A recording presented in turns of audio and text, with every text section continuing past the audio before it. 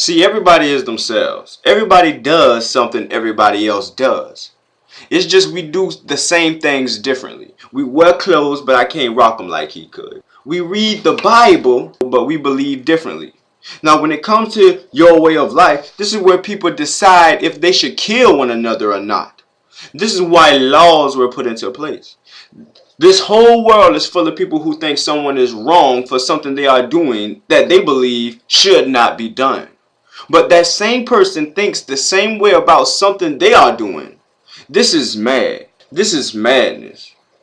There's but one way, through Yahshua unto Ahaya. See, I'm a Haitian, but I don't know Creole. Does this make me less of a person than a Negro who does know Creole?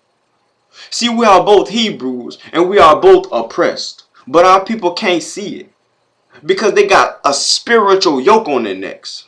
So I just want you to think about whose laws you are following, because if they jump off the bridge, just know you following.